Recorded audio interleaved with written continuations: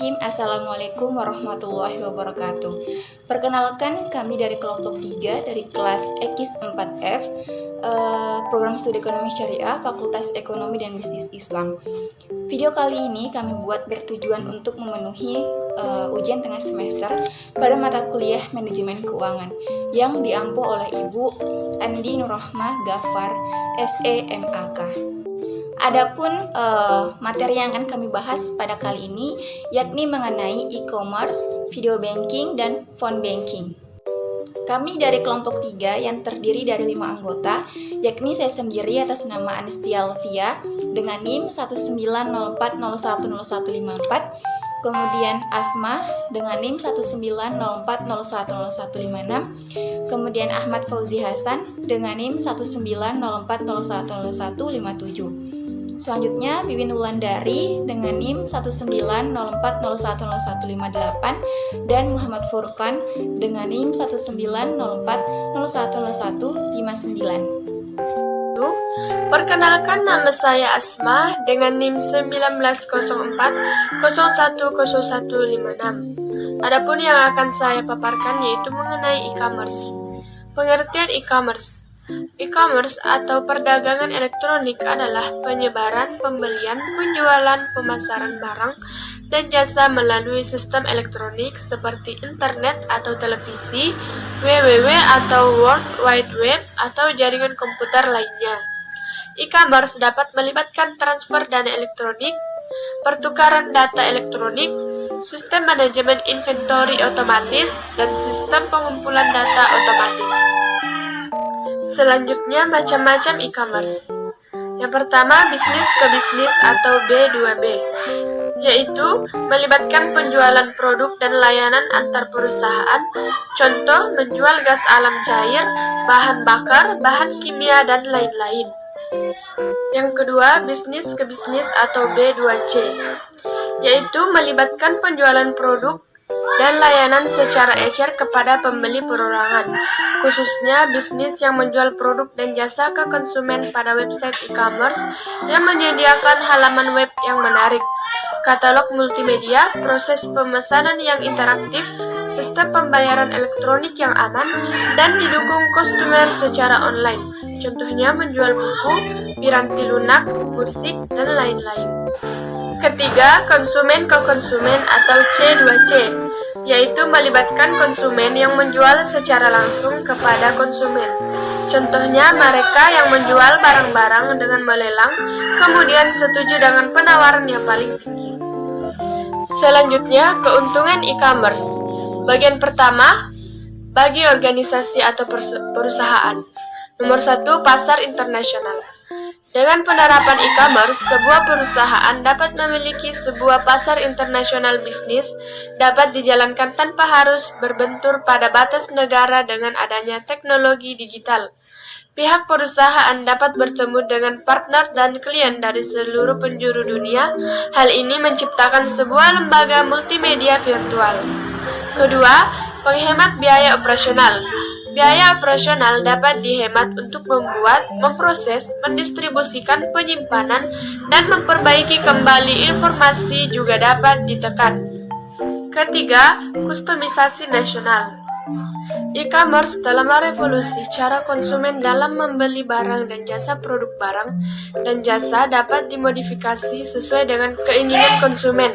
Contohnya di masa lalu saat perusahaan Ford mulai memasarkan mobil produksinya, para pembeli hanya dapat memiliki motor yang berwarna hitam karena yang dibuat memang hanya warna tersebut. Namun sekarang pembeli dapat mengkonfirmasi sebuah mobil sesuai dengan spesifikasi mereka hanya dalam beberapa menit. Misalnya dengan menentukan warna mobil yang mereka inginkan untuk mobil yang akan mereka beli, hanya dengan mengunjungi website Ford di internet.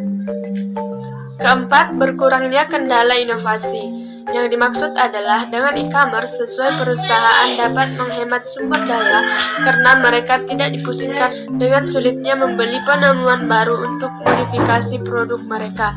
Sebagai contoh, perusahaan seperti Motorola atau mobil phone dan Dell atau komputer dapat mengumpulkan para konsumennya yang memesan sebuah produk para konsumen dapat membuat suatu daftar mengenai spesifikasi produk baru yang mereka inginkan dan mengirimkannya ke perusahaan secara online. Kemudian, perusahaan dapat merencanakan produksi suatu produk berdasarkan spesifikasi konsumen dan mengirimkan hasilnya dalam jangka waktu beberapa hari.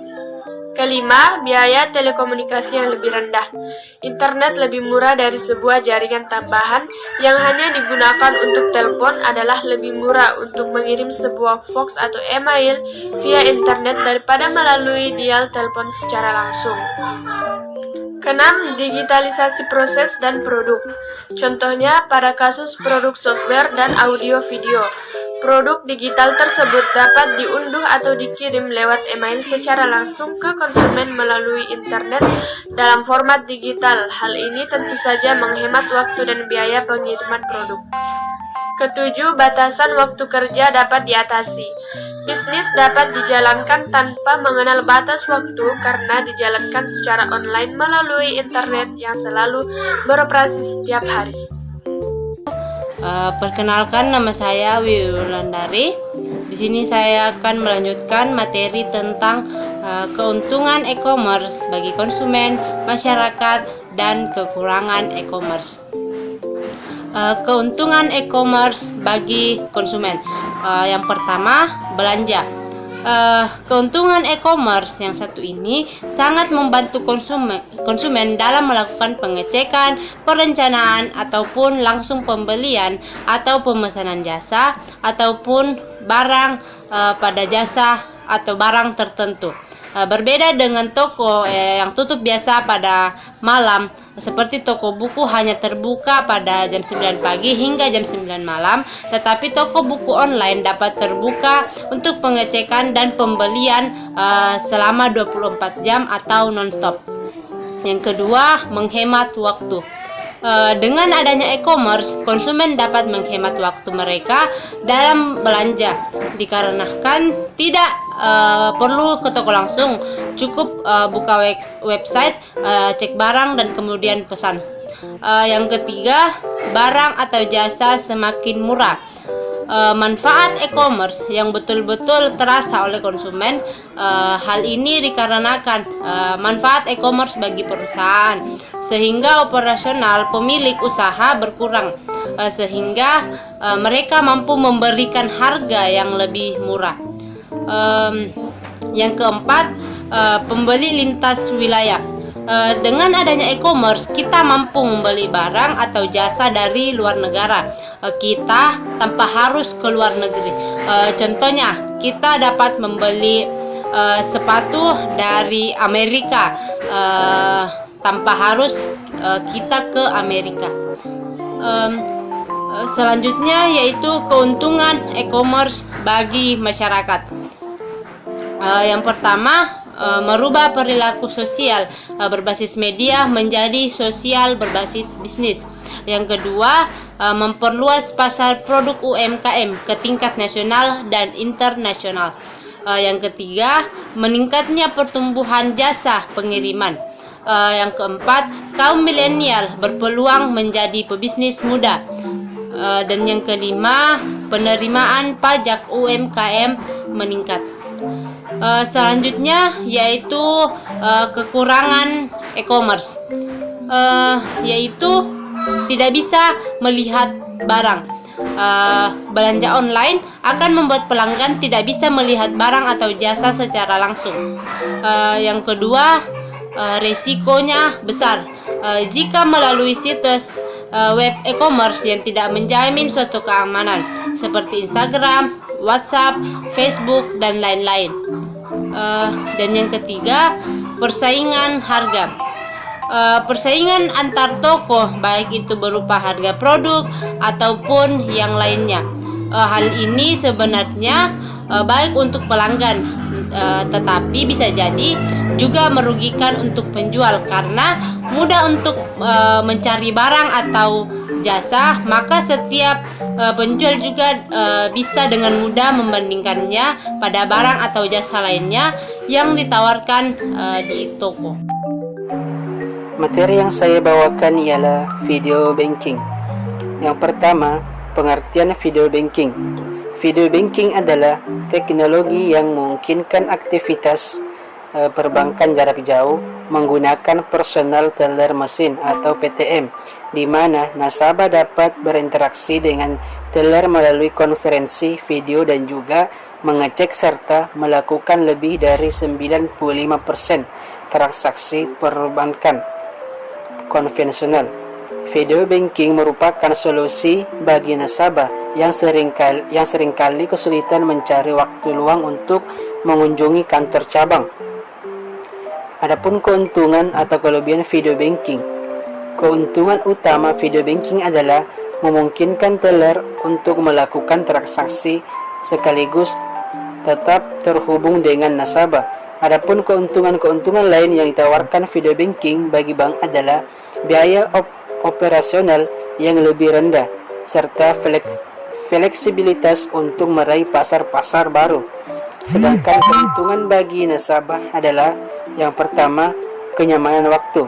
Salah satu kemudahan yang diberikan teknologi video banking dan tidak diberi oleh perbankan tradisional adalah fleksibilitas waktu. Dengan adanya video banking, teller dapat dipusatkan dalam satu tempat untuk memberikan layanan perbankan kepada nasabah selama 24 jam sehari, 7 hari seminggu. Namun, jam layanan ini bisa saja berbeda tergantung lokasi di mana mesin video banking tersebut berada.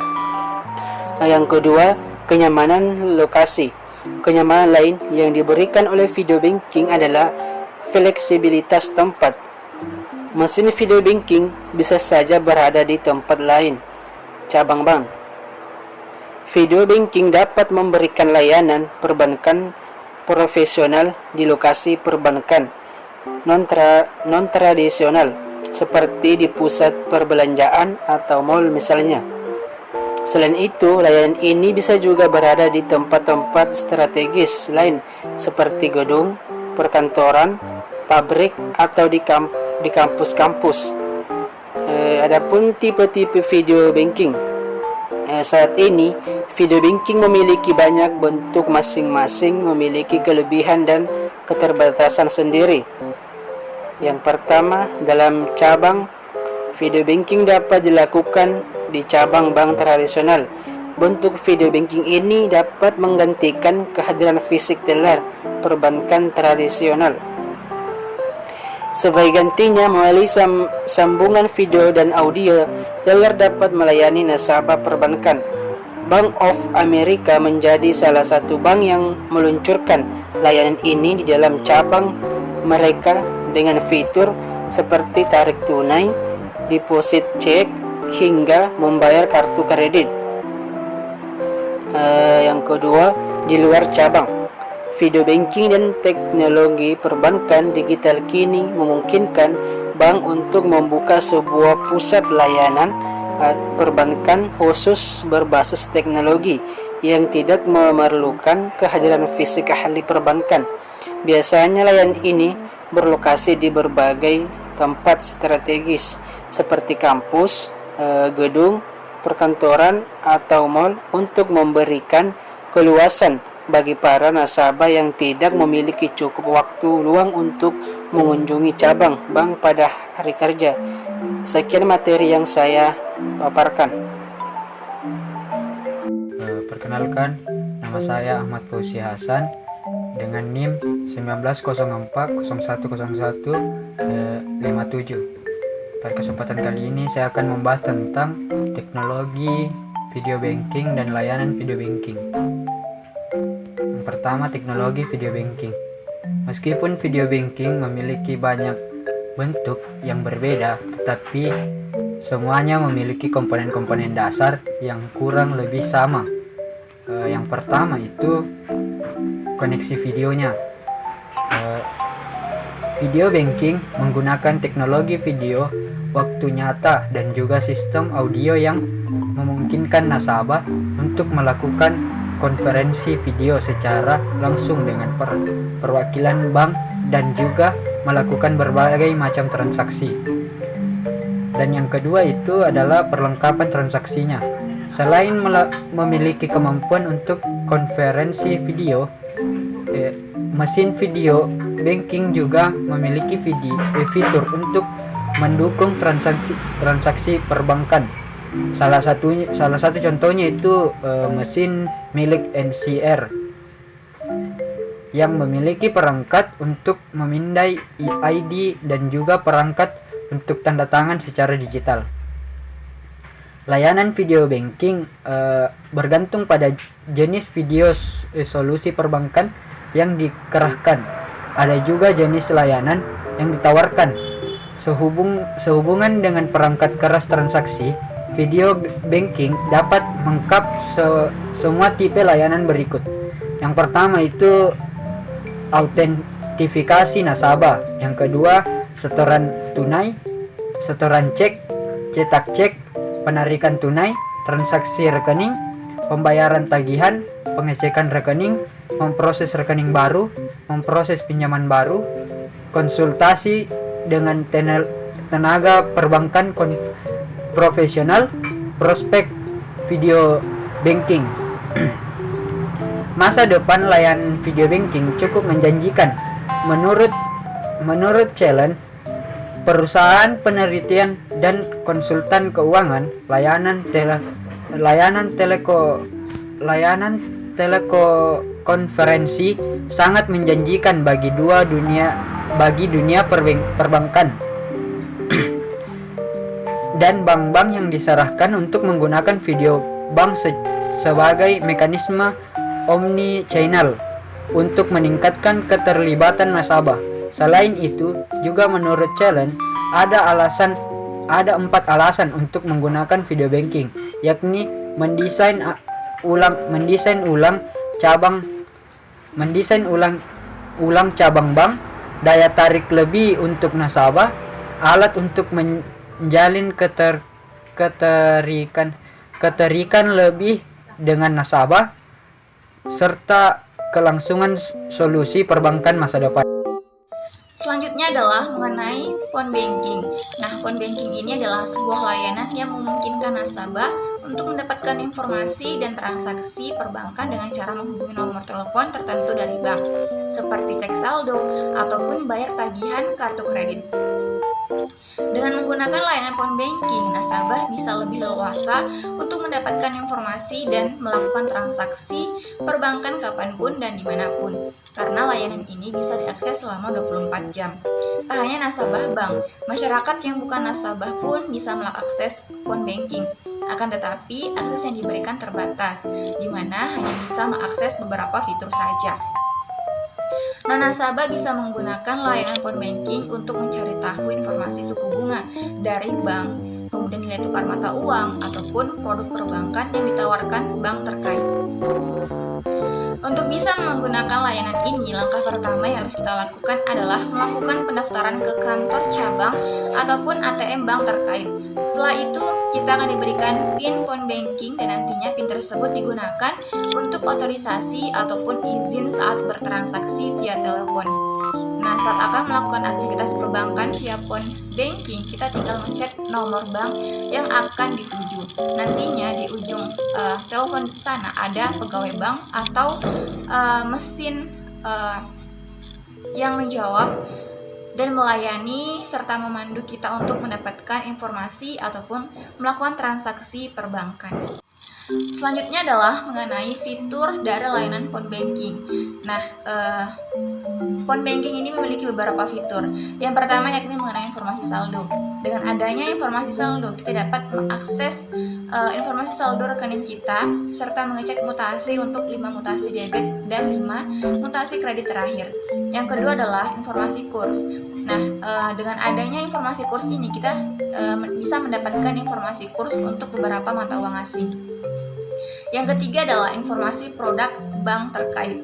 Baik nasabah dan non-nasabah bisa mendapatkan informasi serta layanan dari bank terkait sehingga bisa menemukan produk bank yang sesuai dengan kebutuhannya. Yang keempat adalah dapat mengubah PIN dan pemblokiran ATM. Untuk keamanan data rekening dan transaksi phone banking, kita bisa mengganti PIN kapanpun jika dirasa perlu. Jika kehilangan kartu ATM, kita juga bisa menghubungi layanan phone banking yang yang bisa diakses selama 24 jam untuk melakukan pemblokiran kartu. Dan yang kelima adalah informasi tarif dan limit. Beberapa informasi tarif dan limit juga bisa didapatkan melalui layanan phone banking. Misalnya jenis transaksi, biaya cek saldo, maksimum pembayaran per hari, dan sebagainya.